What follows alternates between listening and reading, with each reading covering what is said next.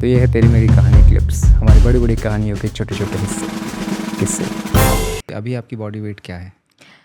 मेरी अभी body weight is 120 kgs। 120 kgs। और आपका आइडियल वेट कितना होना चाहिए? मेरा ideal weight should be in 50s 60s 60s। Mid 50s and 60 में। So it is more than double, like 70 kg overweight है। ओवरवेट हूँ। Is it a problem?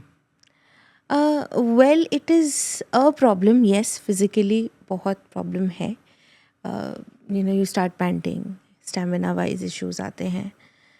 Physically है, मेंटली उससे ज़्यादा है। ओके। या सो कब से है ऐसा, और कारण क्या है? सो मैं जब आई थिंक कॉलेज मैंने कंप्लीट किया था, I was 55 kgs। I am a train Bharatanatyam dancer and मैंने योगा सीखा हुआ है, सब कुछ है। कॉलेज ये कौन से साल की बात? 2000 आप 9 कह सकते हो। 2009। 2009 में ग्रेजुएशन कंप्लीट करने के बाद आई वेंट टू लंदन। मुझे already there were symptoms of PCOS, as in issues, hormonal imbalances थे, डिलेड मेंस्ट्रुअल साइकिल था ही।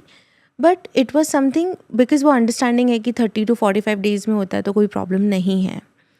एंड जैसे ही जब मैं वहाँ गई एंड सब कुछ चेंज हो गया मेरे लिए। घर चेंज, फैमिली है ही नहीं, you know, you have to decide on everything, you have to do on you have to work out everything, हर चीज़ आपको वर्कआउट करनी है, बैंक से लेकर के कॉलेज से लेकर के सब कुछ। उस दौरान आई डेंट रियलाइज़ कि मुझे ऑलमोस्ट 4 to 5 months पीरियड्स ही नहीं आए हैं। Oh. And I was shocked and एक सेल्फ डाउट आने लगा कि ऐसा क्यों हो रहा है। And then I visited doctor there. तो वहाँ पे डॉक्टर का अपॉइंटमेंट मिलना भी बहुत मुश्किल है। तो जैसे ही 2 महीने के बाद जब डॉक्टर का अपॉइंटमेंट मिला तो वहाँ पे डायग्नोस के लिए मुझे भेजा गया एंड इट वाज आइडेंटिफाइड कि तुमको पॉलिसिस्टिक ओवरी सिंड्रोम है। ओके, ठीक है, क्या करना है? मेडिसिन्स खानी है। ओके, मेडिसिन्स जितनी मैं खाती गई उतना मेरा वेट बढ़ता गया। आप इंडियन रेमेडीज़ की बात कर लो, लोग कहते हैं अजवाइन का पानी, पपीता खाना, ये वो सब कुछ किया, didn't help. And after some time, after 3 years, I realised कि it is all stress related, it has got nothing to do with my hormones. So वो जो पॉलिसिस्टिक ओवरी पॉलिसिस्टिक सिंड्रोम है उससे ओवरी रिलेटेड नहीं syndrome, था? PCOS था ही नहीं। Oh. It was all stress related. So technically एक सिंपल सा हिसाब है, अगर कहीं पे कोई पानी का ड्रम है या पानी की टांकी है, राइट, अगर उसमें एक छोटा सा होल हो जाए तो आप कितना भी पानी भरोगे वो लीक ही होने वाला है।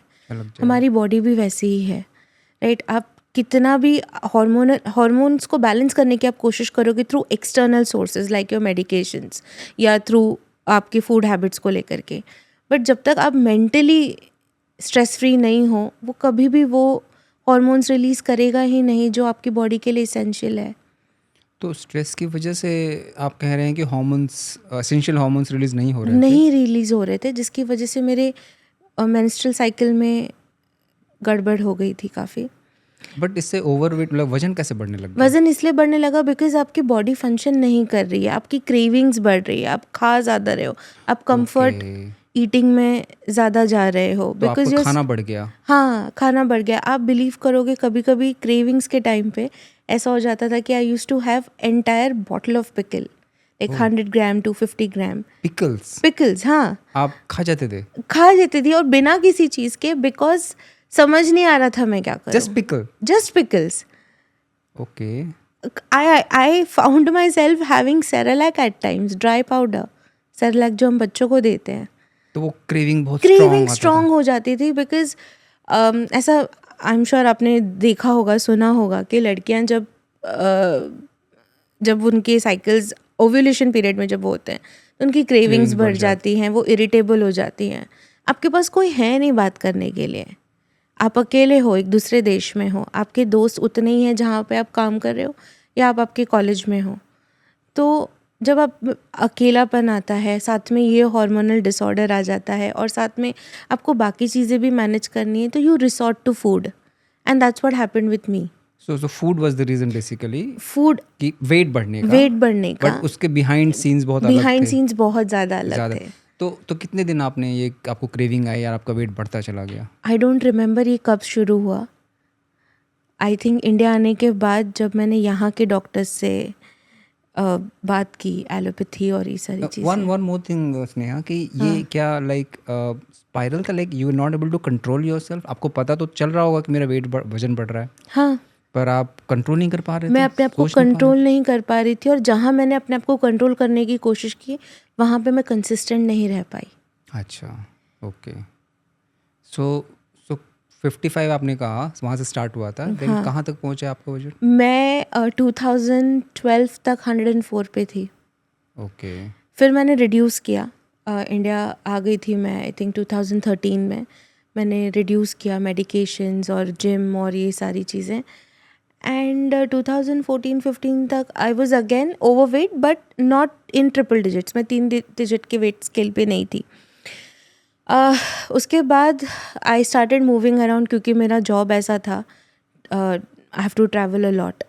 ट्रेनिंग्स करनी है, ये करना है, वो करना है, तो इसकी वजह से मेरी एक रूटीन कभी सेट नहीं हो पाई. एंड अप टिल नाउ ये हैसल है, ये स्ट्रगल है कि एक रूटीन नहीं है.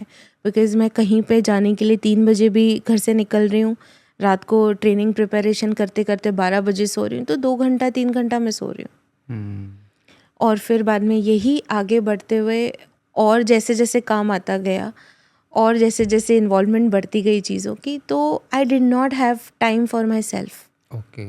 And that caused me more of an issue. So कहाँ तक आपका मैक्सिमम वजन गया है आज तक weight? 142. 142. Yes. So when you फिर लंदन से आप इंडिया आ गए? इंडिया आने फिर के इंडिया में फिर वही आपके काम स्ट्रेस की वजह से और वजन बढ़ना और शुरू वज़न हुआ? बढ़ता गया. 142. यू रिमेंबर दैट 142 वाला वजन का जो पीरियड था? I don't want to remember, but yes I do. So आप 140 तक पहुँचे, फिर अभी आप 120 हैं. 20 kg आपने कैसे रिड्यूस किया? मुझे बहुत अप डाउन, बहुत ज़्यादा ऊपर नीचे हुआ था. मैं पिछले 1-1.5 साल से कोशिश कर रही हूँ कि मैं और कम करूँ, and I am being successful luckily. अपने आप के लिए प्रायोरिटाइजेशन, मतलब खुद के लिए टाइम निकालना शुरू कर दिया है मैंने अपनी बाउंड्रीज़ बनाना शुरू कर दिया है. राहुल, एक चीज़ मैं कहना चाहूँगी कि जो लोग दूसरों के लिए हमेशा रहते हैं ना, आपको उनमें कहीं ना कहीं कुछ ना कुछ फिज़िकल डिफॉर्मिटी तो नहीं कह सकते, बट फिज़िकल चैलेंजेस दिखेंगे. इधर या तो वो कॉन्स्टिपेटेड हो सकते हैं, या ओवरवेट हो सकते हैं, या कोई हार्मोनल इशू हो सकता है. एनीथिंग रिलेटेड टू गट, वो होगा ही उनके साथ. मेरे साथ भी है, See? बट वो दिखता नहीं है. प्रॉब्लम इज लोग जजमेंटल तब हो जाते हैं तब जब दिखाई देने लगता है. एग्जैक्टली. तो ये है इश्यूज, है ना.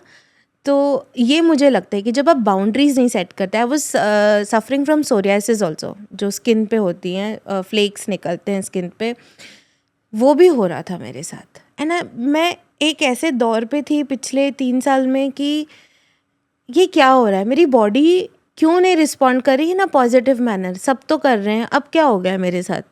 Y is this? क्योंकि वेट दिख रहा है, उसके ऊपर आपके बॉडी में सोरियासिस के स्किन स्कार्स हैं, ये सब कुछ हैं. तो लोग सोचते हैं कि अरे ये तो ऐसी ही है, मतलब बीमारी रहती है, ये ऐसी ही है करके.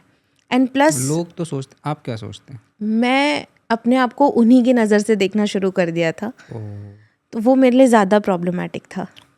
फिर तो एक तरह का एक लूप है, फिर तो आप उसमें फंस जाएंगे. तो मुझे वो वही बोल रही हूँ कि जब वो ब्रेक करने में, वो वहाँ से लिटरली जंजीरें तोड़ने में मुझे बहुत टाइम लगा. ओके. So wow.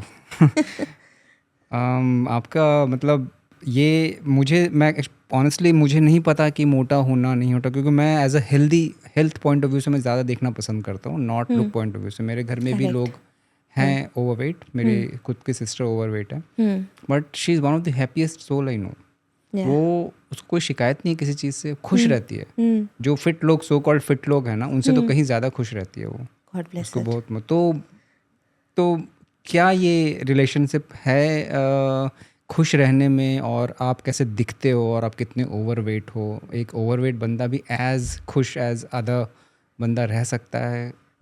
तो पूरा वीडियो आपको यहाँ मिलेगा, और ऐसे छोटे छोटे क्लिप्स इसी चैनल पे मिलेंगे. देखते रहिए तेरी मेरी कहानी.